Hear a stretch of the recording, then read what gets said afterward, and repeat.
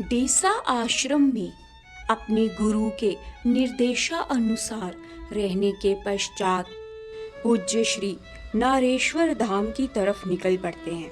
वहां के प्रसिद्ध मंदिर में न जाकर सीधा गहन जंगल में प्रवेश कर जाते हैं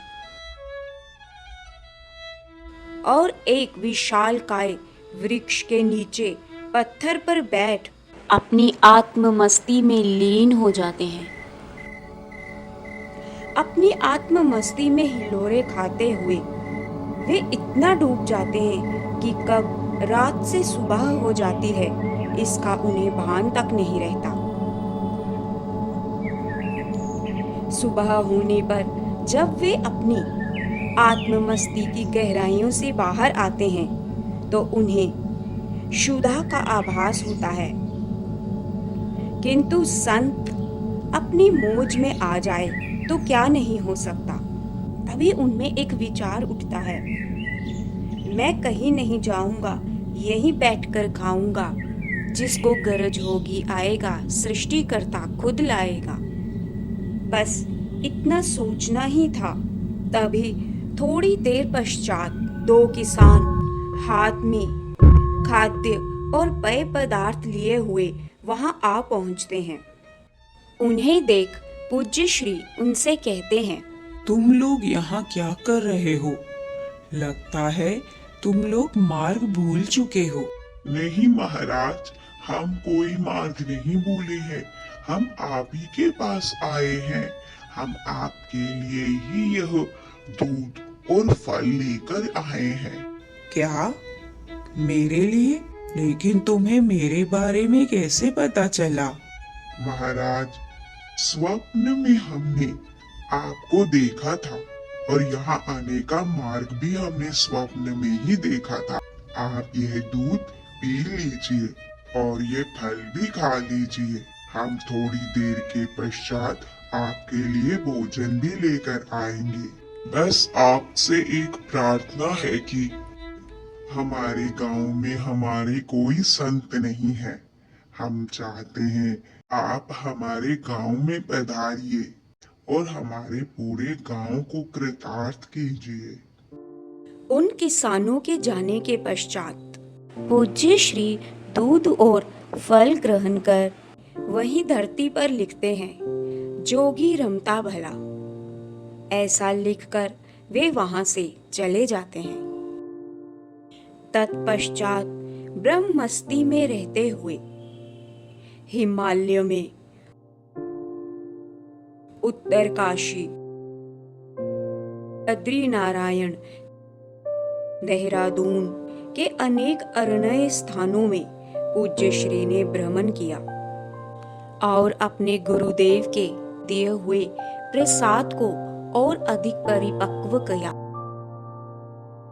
तत्पश्चात पूज्य श्री हरिद्वार आ पहुंचते हैं और यहाँ उन्हें अपने गुरु साईं लीला शाह जी के दर्शन हुए। अपने शिष्य को देख लीला शाह जी का हृदय प्रसन्नता से भर जाता है, किंतु अब गुरु शिष्य का वह भेद भी मिट चुका था। देखने में तो दो शरीर थे, किंतु अब आत्मा एक हो चुकी थी। और तब वे पूज्य श्री से कहते हैं, मैंने जो प्रसाद तुम्हें दिया था, तुमने उसे परिपक्व कर लिया है। जो बीज मैंने तुम में बोया था, तुमने उसे विशालकाय वृक्ष के रूप में बदल दिया है। आसुमल, तुम्हारी साधना पूर्ण हो गई है। अब तुम आसुमल नहीं, आशा राम कहलाओगे। अब समय आ चुका है कि जो प्रसाद तुमने पाया है, वह प्रसाद तुम दुनिया में भी बांटो। ईश्वर के मार्ग से भूले भटके लोगों को ईश्वर की राह दिखाओ। अब तुम्हें घर वापस जाना चाहिए। और बस तभी से आसुमल संत श्री आशा राम जी कहलाते हैं। और फिर गुरु के निर्देशानुसार एवं अपनी माँ को दिए हुए वचन को पूर्ण करने हेतु पुनः अहमदाबाद लौट आते हैं।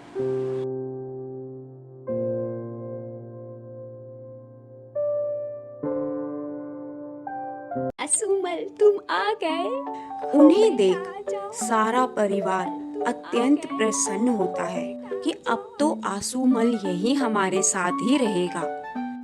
अरे सुनो सुनो, देखो आसुमल आ गया है। अरे क्या हुआ आंसू में आ गया, क्या हुआ? अरे आंसू में तू आ गया बेटा। किंतु आजा, अब आजा। आसुमल किधर थे?